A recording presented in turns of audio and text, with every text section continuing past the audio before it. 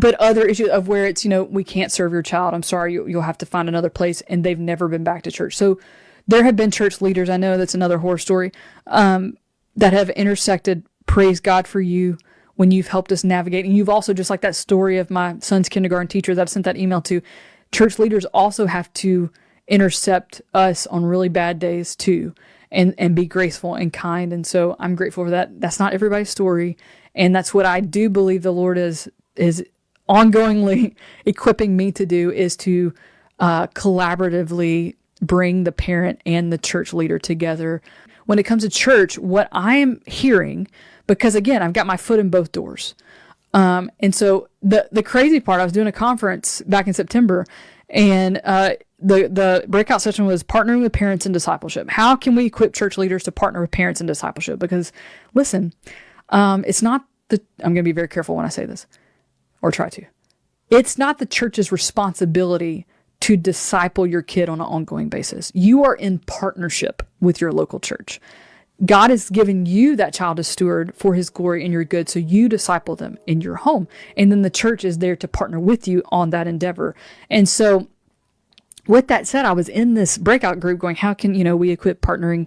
How can we equip church leaders to partner with parents in discipleship? And I love solving problems like that. It's my personality, but also my job. And so I was like, what are some problems y'all are experiencing? Knowing that on the parent side, one of the problems we experience is approaching church leadership and how to talk to them, how to express our needs, how to talk about issues. Yet, you know what church leaders said? How do we approach parents? Oh, well, geez Louise, we both got the same problem. Like, what? And so, but this problem can be solved. So where I'm getting to is how I'm encouraging parents, though, especially if we can get the Lindsays who had just get the diagnosis and help equip them. We need to, as parents, because again, what we put on all these hats. So one of those hats is teacher. One of those hats, being educator. We also have to be able to articulate our need. No more of this, well, I don't really know, and don't get me wrong, I'm all about prayer. We need prayer. But at the same time, you can't complain about an issue without being able to articulate it, right? And so that's when I'm encouraging parents, like, write down your need, rehearse it, and then approach leadership. There's a way to do that the right way.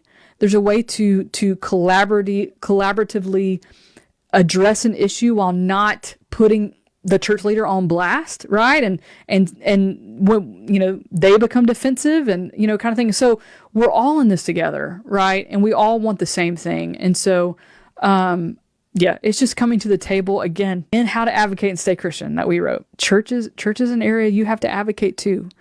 And it doesn't mean that you don't stay Christian there either. Even when the ones that you think should be Christ-like the most, your church leaders, and sometimes they're not. Sometimes I tell church leaders all the time, out of sight, out of mind is not a strategy. It almost feels like that for us parents. That is, if we don't bring up an issue, then everything must be good. No, that's not the case. Anyway, all I'm saying is parents, that we got to get good at articulating our need in the right way, expressing it. Church leaders, here's the deal. If you want one place to start, I was on a podcast the other day, and one of the ending questions the sister asked me was, what if you could tell pastors, church leaders one thing, what would it be? And immediately it was one of those times where I did not even think before I spoke, which is the majority of my time, which is why the Lord is helping me. I prayed James 3 a lot with, controlling my tongue a lot. But anyway, immediately answering that question, just tell us we're doing a good job. Like, I didn't even have to think about it. Just doesn't everybody want to know that though? Like, if you're parents, you just want to know. And so church leaders, if you're, but parents, it's a two-way street here. Hey, pastor, hey, children's ministry leader, thank you so much for getting that curriculum for my autistic son. That's different. Thank you for setting that accommodation tool out. You have to celebrate simple wins, so encourage them. But church leader, man, if you just put your hands on our shoulders one Sunday as we're passing down the hallway and go, hey, Mom, you're doing a good job. Keep going. Prayed for you. That will put us, that's fuel for us for days. Like, and it's so simple, but yet we forget that there's a ministry of affirmation that needs to happen as well.